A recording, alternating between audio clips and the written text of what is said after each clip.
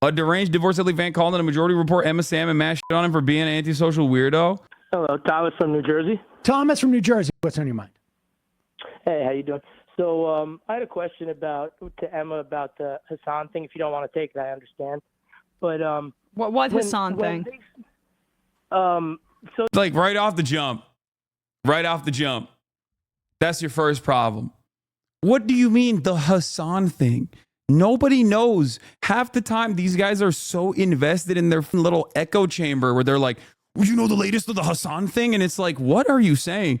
It's almost like, you know how like when transphobes will just like laser in on the latest trans technology or whatever, or the latest like trans athlete that won third place in the Iowa hot dog eating competition or some shit. And you're like, I don't know what this is. And I don't care. And you shouldn't care about it. Why do you care? Like, that's a self-report, dude. Like, why are you so invested, dude? Is crazy. So the comment, and it's just a criticism, right? But the comment where Hassan says things like, the Houthis are doing cock and hanging out with the captain, and they're doing what? It seems like propaganda. Hassan's interview with the Houthi guy. Hold on. He says, "Yeah, like, dude, this is the problem. Okay, you're opening up like a faucet of like weird shit that most people don't know. You're coming across, you know. Okay, I'm gonna bring this back to like transphobia once again, because it's like a very noticeable pattern of insanity that when you're in it, you don't recognize, but when you're outside of it, it's like pretty obvious. What this chatter is doing on the Majority Report right now is kind of like having a random guy come up to you and be like, did you know that like they're chopping children's penises off? Did you know about this? Like, it's like obsessive. It's obsessive and it's weird. And like most people, even in the space, most people like Emma Vigeland and Sam Seder, who even know me, are probably not aware. You're like panting and excited to be like, did you know that this is what's going on? It's like, it's not like, it's a very weird thing that you're doing. And I don't know how to, like, I don't know how to describe this to people. Like, maybe, hopefully one day they will understand that like this kind of shit is like visibly off-putting to most normal people, but I don't know. He won't call them hostages, right? What is he They are saying? hostages, let's be real. And he says dude, they're hold on. doing I cock, have they're no partying. context. I didn't see the Oh, okay. interview. I have none of this context. So On you principle, called it a great interview and told everybody they should watch it, but you didn't watch it. no, I saw a clip of it. I saw probably 2 minutes of it. I didn't watch the full context. I don't watch Hasan that much. I'm friendly with him.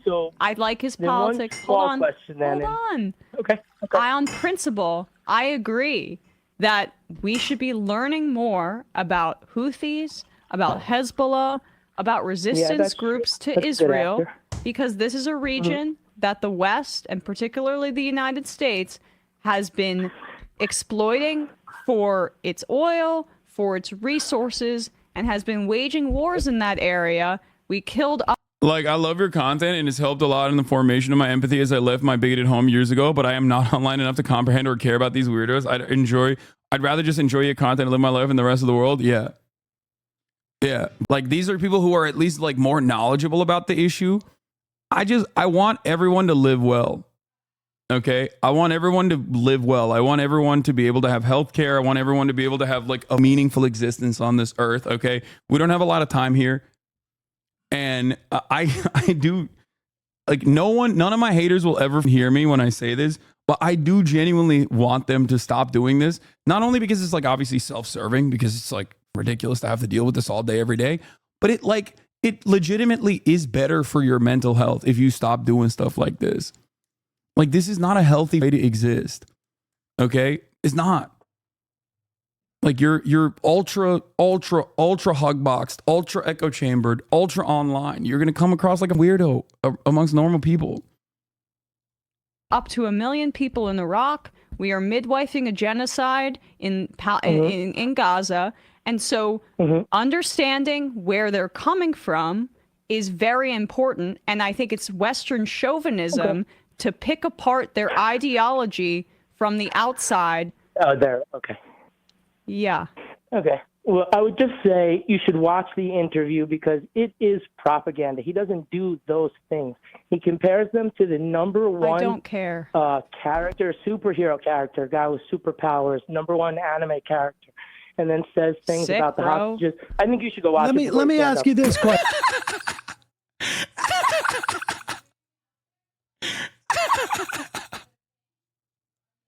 He's comparing them to a character. You don't understand. You need to do something about this now. It's like, come on, dude. Come on. Let me hold on for a second. I'm curious. What do you what do you think is behind, like, let's say when like Richie Torres right now apparently is really focusing on attacking Hasan. What do you think is behind this? Like, I mean, we have hours and hours. I mean, for the first 6 months of this of Israel's assault on Gaza, for instance, I could name to you the names. I could actually identify IDF spokespeople. I can't even do that with American military spokespeople. I can't do that. Like, I mean, but they were on our TV so often. So what is like, and I think you would you concede that? Yeah, that's wrong. Incredibly often, hold on, that they are not challenged by these hosts of these shows that go out to millions upon millions of people? It depends upon the show. But I mean, you wouldn't refute that. Like, I mean, we're talking hours and hours and hours and hours and hours. Maybe not all shows, but the vast majority. No, that's true. I wouldn't refute that. Okay, but so I'm curious. No, I'm curious though. What do you think the obsession is of this? Because we didn't, the amount of phone calls that we got for any given interview with IDF spokespeople was rather limited. I didn't see Richie Torres or really anybody for that matter go after any type of journalists who were not questioning. I'm just curious, what do you think this blowback is? Like, because from my perspective, without really, to be totally honest, knowing too much about the principle, I find it fascinating that we have now turned that the whatever you want to call it, what is it, Hasbara or Hasbara or the push by Zionists now is all second or third order stuff as the images keep rolling in, as we see people burned alive in tents. As you know, Israel, a year into this, they have literally killed the people who would negotiate getting the hostages out. They have all but abandoned, and certainly I'm not speaking, this is not me, this is not conjecture, this is just from Israeli reporting, abandoned any attempts to get the hostages back. And now, like, the number one thing that I see coming out of Zionists is about an interview that Hasan did 6 months ago. 9 months ago, who I'm now, apparently the kid wasn't even Houthi. Apparently the kid was just participating in the blockade, which was extremely righteous. That these resistance groups not funny, but like the craziest thing is they're going to get this kid killed, okay? At this point. Like, all these like dumb Westerners are going to get him in trouble with either the Ansar Allah administration that has already arrested him before, or America. You know what I mean? He's just going to get killed. And then what? Okay, you got it. You killed another 19-year-old in Yemen, you know? It's really, really, really frustrating. That kind of dumb shit, like, makes people feel happy and excited. Like, your life still sucks, you know? In the area. But wait, I'm just curious. What do you think accounts for that? Like, why is Richie Torres focused on this 8 to 9 months after this interview was done? What do you think that is? It's the Twitch. It's what's going on with Twitch is the reason why it's come back. You say, tell me Richie Torres is a big Twitch fan? No, it was a big deal then, and it was talked about then, but it died. No, it wasn't. No, it wasn't. The only people that talked about it in positive terms, or it was literally journalists that were reaching out to be like, hey, can I get his contact so we can also interview him? No one gave a shit. Y'all, this, again, it probably popped off in your Discord. It probably popped off in the subreddits that you visit. But like, no, it did not reach like broader consciousness or in a way that you want to present it as. What you see in your hug box, what you see in your echo chamber seems so real to you. And then you were ripped away from that in a brief moment when you are either outside and trying to explain this to like normal people. And you realize like, no, most people don't see it in the same way that you do. And with Frogan saying the thing about soldiers with PTSD, the spotlight's on Twitch. And that's one of the most blatant things that's been done on Twitch. That's why that gets brought up. You know what I would suggest to you? One comment. Let me suggest, make a suggestion to you. Instead of getting super involved in these in Twitch dramas, if you want drama, go and watch some of these videos and get involved in the actual dynamic. Yelling about the ethno state and how they hate brown people. Well, I mean, I think you should do. I think you should. If, talk to a person in real life. I would. Calling people trust fund kids, and the only people who are angry about this are trust fund losers, and all the things that was said. I think you've lost the thread already. You were okay for about 10 seconds, but then you went off. Look at the first order issue.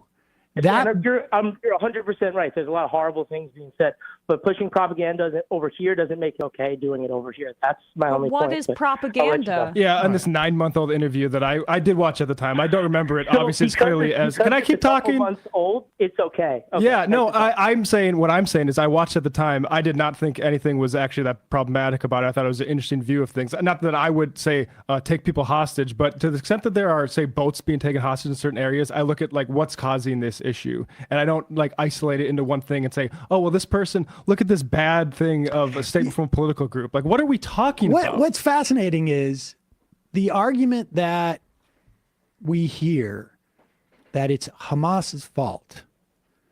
Like Hamas made Israel kill all of these civilians, right? Like that transitory, the responsibility is not on the person taking the action. It's on the person who provoked the action. But couldn't you make that same argument with the Houthis? Like if it's so transitory, like, well, look at what Israel made the Houthis do. Like there's, let's ascribe agency to everybody who's involved in there. Let's ascribe a certain amount of like implications. Yep. The Houthis definitely inhibited food that could have gone to the people in Sudan, because that is where some of those shipments came, and that responsibility is on them. They were the only country, I guess, if you want to say, that was responding to this slaughter of Palestinians. If you want to say that the Houthis are responsible for this, how can you in any way say the Israelis aren't responsible for the deaths of thousands upon thousands upon thousands of children? Never minding, like, in the future, never mind that the numbers are probably higher than the ones that... It's funny because if you said exactly what Sam is saying here, I have. There'd be 6 hate threads saying Hassan supports terrorism law. I have. The difference is that Sam is a media professional that has been doing this for years and years and years and deserves a lot of respect from a lot of these other like younger folks that have maybe watched him here and there. And I think it's a good thing. I think it's a good thing that they trust him. You need to understand something. I don't care if people fucking despise me. Okay, as long as their heart is in the right place, as long as like they're also recognizing that Israel is doing a genocide, as long as they recognize that like that has to end. It's the same principle behind when people were like, Hassan, you bought a house, you're fucking rich, but a socialist. Hassan, you're rich, but a socialist. How does that work? It's like, no, it's good. Remember the conversation I had with Ethan when I was getting yelled at for buying a house. And one of the things I told him in one of the first ever Leftovers episodes was like, it's healthy to not like rich people. I think getting mad at me is, probably not the most appropriate venue, right? I think it's kind of silly, and only time will show how silly it is. And time has shown that it's a silly thing. I think it's, keep that energy for wealthy and powerful people, and the disdain you have for wealthy and powerful people across the board. The issue is a lot of these people are not mad about the power imbalance or the way that society is designed to churn out certain results that help the super wealthy. They just don't like that I am telling them that shit is fucked up, and also have become successful in that process. And that's what's sad. That we even quote at this point. Never mind like the massive trauma that these children, half of the population there under the age of 18, are going to be subjected to over the decades. Somehow that's not the responsibility of Israel.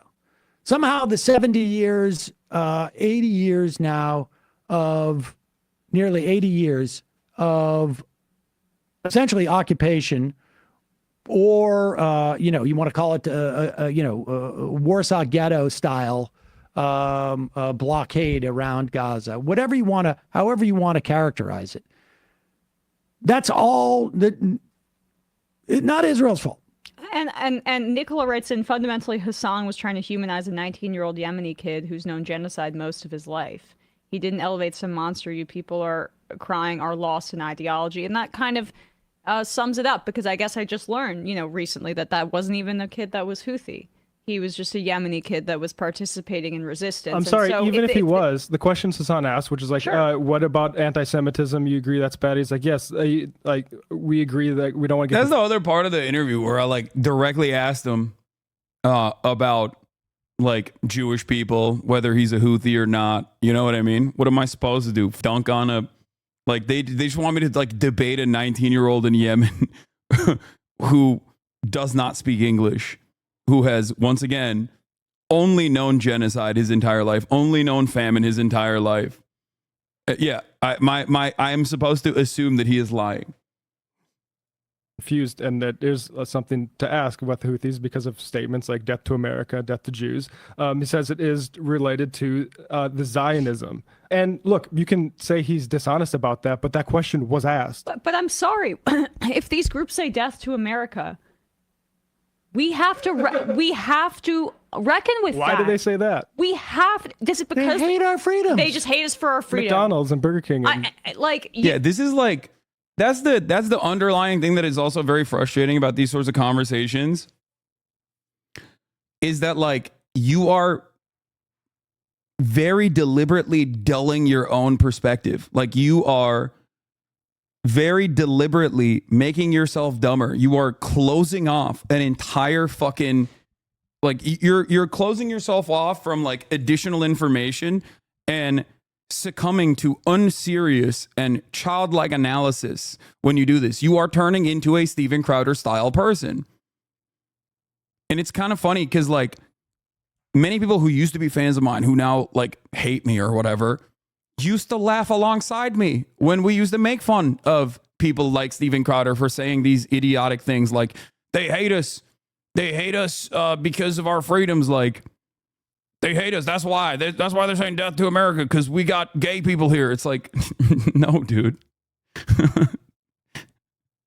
It's why are you an otherwise intelligent person, an otherwise empathetic person, so willingly shutting off a part of your brain and then turning around and believing, purposely trying to get yourself to believe a thing that you might not have believed a year ago? Playboy and stuff. That we have to reckon with that. First of all, the assumption that this kid was Houthi when he was just Yemeni and participating in the blockade, you could argue that that's a little racist. Secondly, if they're saying death to America and they're saying horrible things, we are the world's superpower. As I mentioned, we have just take the last Great century. Britain, France, other imperial powers carved out the Middle East. for their own imperial interests. And then post-World War II, the United States basically took over the mantle, and Israel has been a big part of that policy. We have ruined the lives for millions of people in that region, killed up to 1 million people in Iraq. And then, of course, what we've done to the Palestinian people. Of course they don't like America. And if you can't deal with that, you're a little baby. And then you don't really want to deal with, I think, the reality of what we mean as a global empire on the world stage and the kind of resistance that's going to come up. And it's not going to always be resistance groups that have our exact ideology. I wish that there were more secular. It's not always Mandela. But Barghouti is in a Israeli prison and has been there for 20 years. Where is the Palestinian Mandela? He's locked up, dude. That's why. Well, so like this helps. What this kind of framing about Muslim and Arab people in the region engenders is that flattening of the power dynamics here to make it as so they're just basically all anti-Semites and bigots and America haters, when they are actually responding in ways that they can. And some of these groups are good and some of the tactics are wrong and some of the groups are bad, some of the tactics are good, who knows, whatever. But the overall problem is American imperialism in the region, and everything else that you're dealing with are semantics to obscure that very reality. We should also say, and someone reminds it, like, you know, if you take 10 minutes to understand 5 minutes, we provided a lot of support for the Saudis bombing in Yemen, resulting in the deaths of I don't know how many thousands upon thousands of people. It breeds resent. It turns out it breeds resent. Yeah. It breeds resent. Call from an 870. Damn. Pack watch. This is a massive issue of not being able to imagine yourself in someone else's shoes. I mean, I get that. I'm a little bit more understanding. I'm a little bit more understanding of people who are deluded by Western chauvinism. Because, like, Americans literally don't even have empathy for their fucking neighbors, dude. They don't even have empathy for their goddamn neighbors who have, like, identical living circumstances to them, but are just, like, marginally different, whether it be because of their gender expression or the color of their skin or financial predicaments that cause them to become homeless. You know what I mean? So, like, they don't even have fucking empathy for those people. In a nation where so many people literally flex their lack of empathy for even their immediate neighbors, how the fuck can you get them to have any ounce of empathy for people thousands of miles away that have been victim to a lot of the things that America has done that they don't even hear about, that they don't even see, that they are willingly blind to? So I get it. And that's why, in spite of all of the barrage of, like, bullshit where people go, you love terror, go back to your own country. If you don't like it, leave it. That type of shit. Like, when people say that sort of thing, I have no choice but to just eat it and then continue explaining my position over and over and over and over again.